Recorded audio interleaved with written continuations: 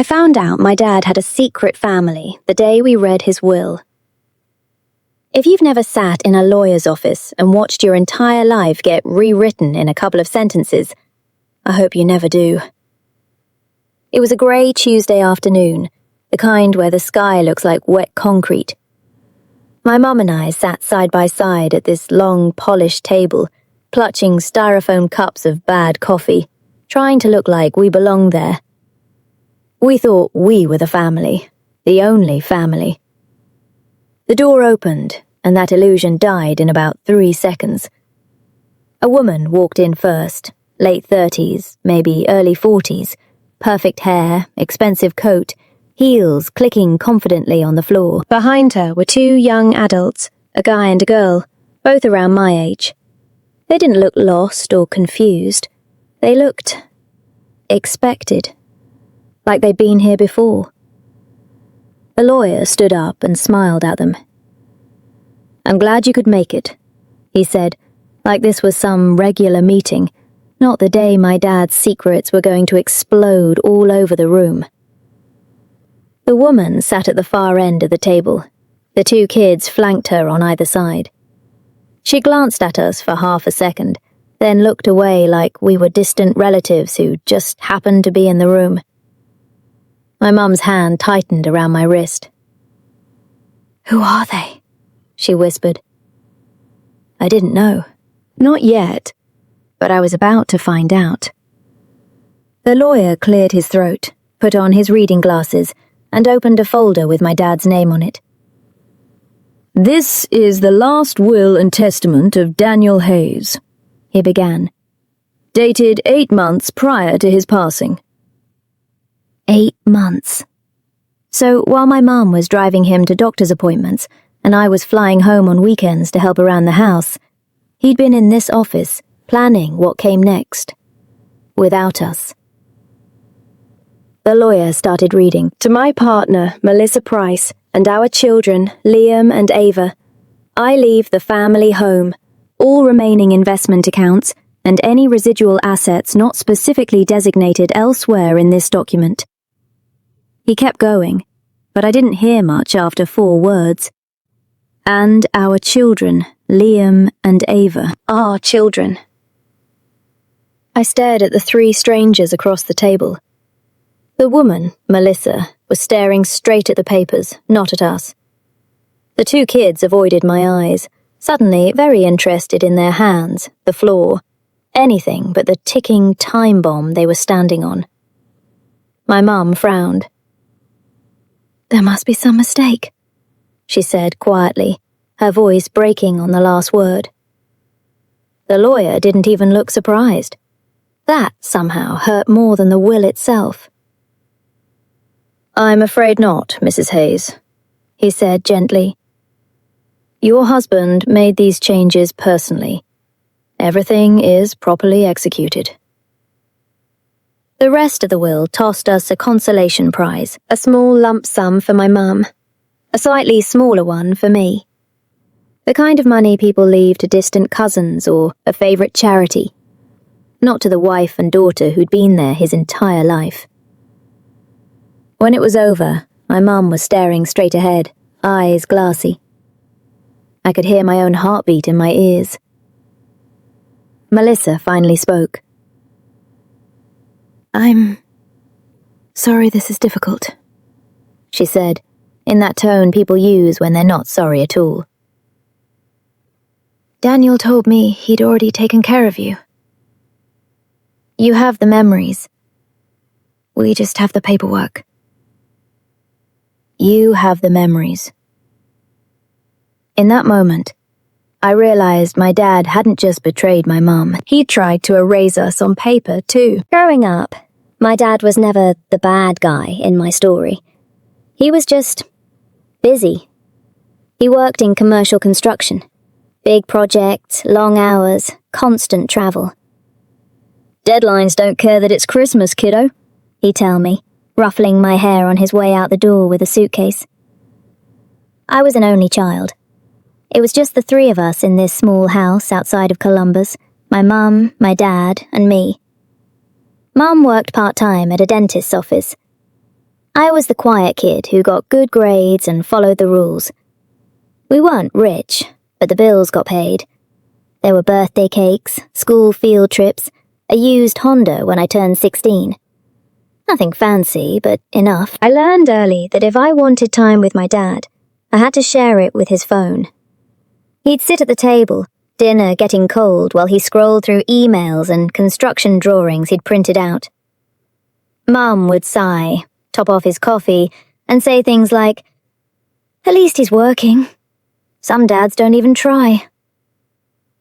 He had a small apartment in another city for work, so he didn't have to drive back and forth on late nights. Back then, it sounded practical, grown up, normal. We visited once. I remember thinking it didn't feel like a hotel or a crash pad. It were framed photos on the wall, generic landscapes, nothing personal, but still. A throw blanket draped neatly over the couch. 2 mugs by the sink, not one.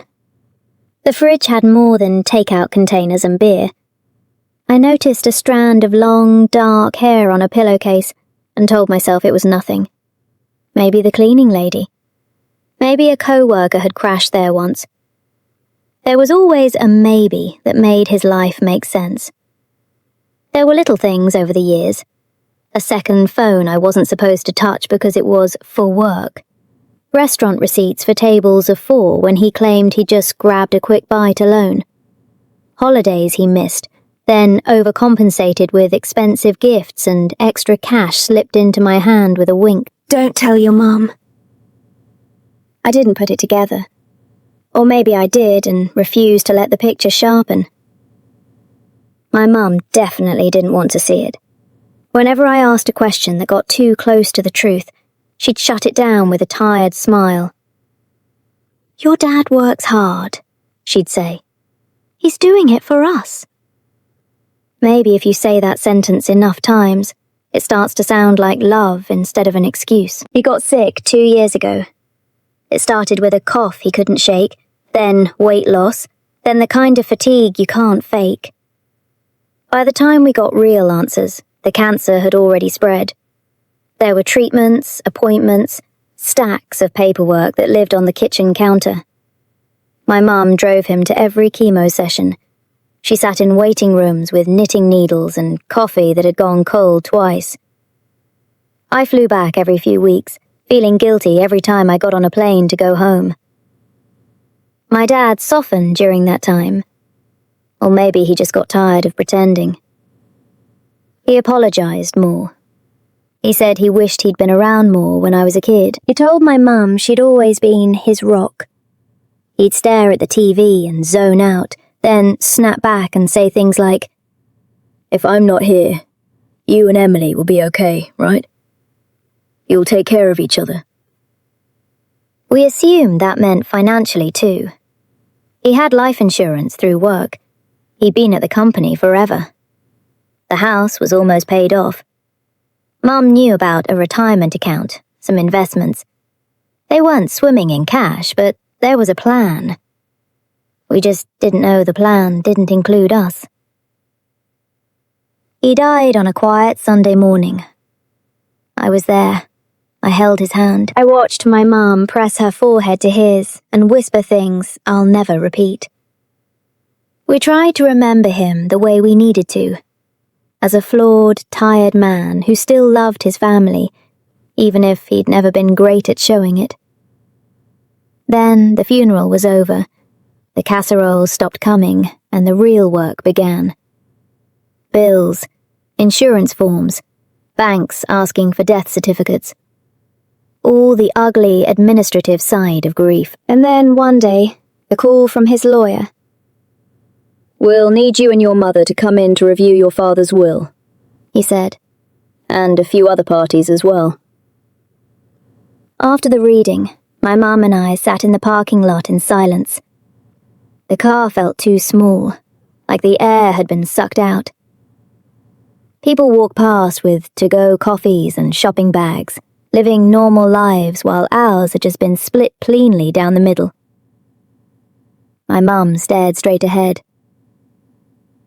$20,000, she said finally. That's what I get after 38 years of marriage and taking care of him. Her voice didn't crack. That scared me more than anything. I swallowed hard. Mom, it's not about the number. She laughed once, bitter. Of course it's about the number. It's about what it says. It says we were a side project, an obligation he grew out of.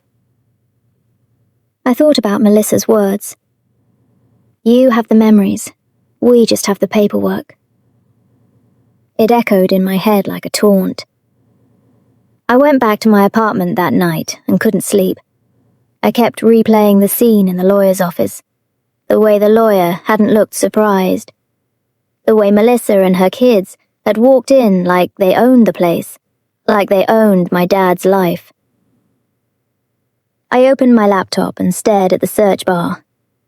My hands were shaking. I didn't know exactly what I was looking for yet, but I knew one thing. Whatever my dad had written on that piece of paper, it couldn't be the whole story. I started typing questions into Google. Can a husband leave everything to his girlfriend in a will? Rights of surviving spouse in my state. Community property versus separate property. What is elective share? I went down a rabbit hole of legal blogs, law firm websites, and forums full of angry adult children whose parents had tried to pull the same trick. One phrase kept popping up. In most states, a spouse cannot be completely disinherited. I read that sentence over and over. My parents had never divorced. There was no legal separation. My mum was still his wife the day he signed that will. She'd been the one sitting beside him in oncologist offices, not Melissa. She'd held his hand while he threw up after chemo. She'd changed his bandages. And he'd used assets they'd built together to buy a house for another woman and their kids. The more I read, the more something inside me shifted. Grief moved over just enough to make room for anger. Not the wild, screaming kind. The cold kind. The kind that wants everything written down and signed and stamped by a judge. A few days later, I met my friend Jenna for coffee. When I finished telling her the whole story, she just shook her head. That's insane, she said. But if he was still married to your mum, I don't think he could legally do that. Not completely, at least. That's what the internet says, I muttered. But the lawyer today acted like everything was perfectly normal. Well, he worked for your dad, she pointed out. Not for you. You and your mum need your own lawyer. Someone who only cares about what's legal, not what your dad wanted. I stared at the foam in my cup. My mum doesn't want to fight. She says it's humiliating enough knowing he had another family. She doesn't want to drag it all through court. Jenna leaned forward. Emily, this isn't about drama. This is about the fact that your mum spent almost 4 decades building a life with someone who tried to write her out of it at the last minute. If she won't fight for herself, you might have to fight for her. I went home and sat on my couch for a long time. Then I opened my laptop again and started making a list. Every account, every property, every date I could remember. If my dad wanted this to be about paperwork, fine. I was going to meet him there. The next morning, I called a law firm that specialized in estates and probate and asked for a consultation. Our new lawyer didn't have a mahogany desk or fancy artwork like my dad's guy. She had a messy office, a giant mug that said, "Trust me, I'm a lawyer," and a whiteboard covered in sticky notes. Her name was Sandra. She listened without interrupting while my mum and I told the whole story, from the secret will to the secret family. When we finished, she sat back, tapped her pen on the desk and said, "Okay. Short version? He could say whatever he wanted in that will. That doesn't mean it's going to stick." My mum frowned. But the other lawyer said, "The other lawyer was your husband's attorney," Sandra cut in gently. "He drafted what your husband asked for. That doesn't make him the final word on what's enforceable." She pulled a legal pad toward her. "Your state is not a strict community property state," she said. "But you do have spousal protections. You're entitled to an elective share of his estate, and there are very clear rules about marital assets." She looked at my mum. "Did you ever sign anything waiving your rights as a surviving spouse?" My mum shook her head immediately. "No, never." "Good," Sandra said. "Then your husband couldn't legally disinherit you completely. He also couldn't use marital funds to buy property for his girlfriend and pretend it doesn't count." I felt something loosen in my chest. "So, what happens now?" I asked. "Now," Sandra said with the smallest hint of a smile, "we file a notice electing your statutory share as surviving spouse. We request a full accounting of all assets, every account, every property, every transfer in the last few years. And we let them know, politely, that we are prepared to challenge any parts of that will that violate state law." My mum looked exhausted just hearing it. "I don't want a big public war," she whispered. Sandra nodded. "Most of these cases settle in mediation," she said, "especially when the other side realizes they're standing on quicksand." I thought about Melissa's confident walk into the lawyer's office, about Liam and Ava, who'd grown up getting the weekends, the holidays, the business trips that weren't really business. They'd gotten my dad's time, his presence, the version of him I'd always wished I had. For the first time, I didn't feel jealous. I felt done. "File whatever you need to file," I told Sandra. "If he wanted to erase us on paper, then paper is exactly how we're going to fix it." It didn't turn into some dramatic courtroom showdown with yelling and tears and a shocked jury. Real life rarely does. Instead, it was a year of emails, document requests, and quiet meetings in boring conference rooms. Sandra's team dug up bank statements, mortgage documents, life insurance policies. They found the purchase agreement for the work condo my dad had bought 3 years into his relationship with Melissa. The down payment had come straight out of the joint checking account he shared with my mum. There were transfers from that same account into a college fund for Liam. Health insurance premiums that mysteriously covered 4 people, not 2. Little paper trails everywhere, leading straight from my parents' marriage to this other life he'd built. When we finally sat down for mediation, Melissa wasn't nearly as composed. She looked tired. Her kids looked angry, but not at us, at the situation, at the man who'd put us all here. Her lawyer started with some speech about respecting Daniel's final wishes. Sandra replied by sliding a stack of highlighted documents across the table. "These are the marital funds used to purchase the property at 18 Brookside Lane," she said calmly. "Under state law, Mrs. Hayes is entitled to her share of that equity. These," she added, pushing forward another stack, "are transfers made within the last 5 years for the benefit of Ms. Price and her children, using joint accounts." Melissa's lawyer skimmed the papers, his jaw tightening. Melissa stared at them like if she just refused to blink, the words might rearrange themselves. "We're not saying Ms. Price and her children get nothing," Sandra continued. "But your client cannot receive more than the law allows just because Mr. Hayes signed a piece of paper hoping no one would look closely." For a long moment, the room was very quiet. Finally, Melissa spoke. "He promised," she said softly, more to herself than to us.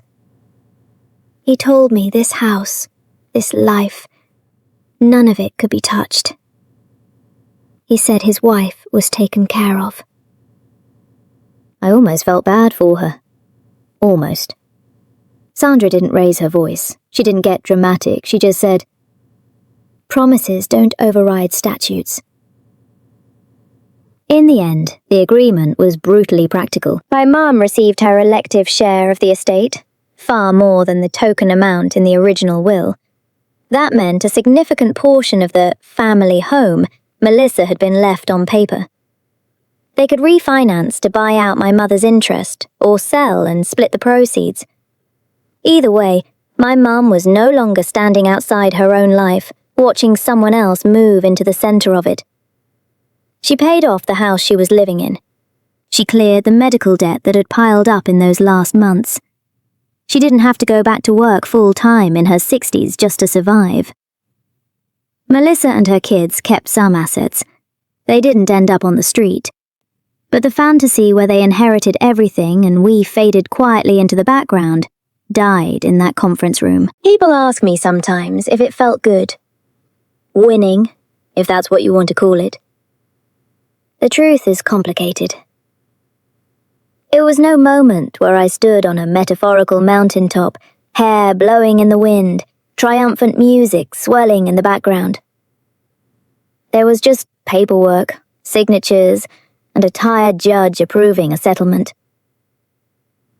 What did feel good was something smaller, cleaner. Knowing that my mum's entire life couldn't be reduced to a footnote in a will my dad signed when he was already halfway out the door. Knowing that he didn't get to make his betrayal the final chapter of her story. I still think about him, about the man who taught me how to ride a bike, who showed up at my school play that one time with flowers, who cried when I left for college. I don't pretend those moments weren't real. They were. They just weren't the whole picture. Now, when I drive past the courthouse where we filed those papers, I don't feel rage or satisfaction. I feel finished.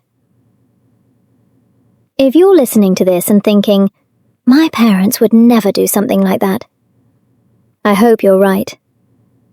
But if you're listening and a little voice in your head whispers, actually, they might, then hear me clearly.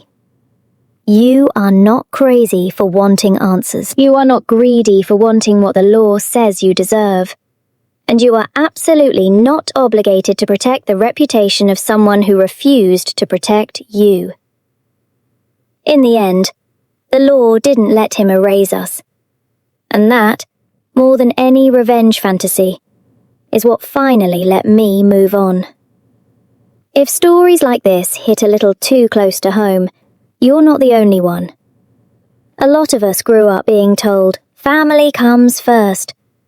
Right up until the moment family used that line to walk all over us. And if you think this was bad, wait until you hear what happens when it isn't a secret family in the shadows, but a perfect sister who was treated like the golden child her whole life, right up until the real will was read. That story is called My Sister Was the Golden Child, Until the Real Will Was Read. When you're ready, let that one play next. You might hear more of your own life in it than you expect.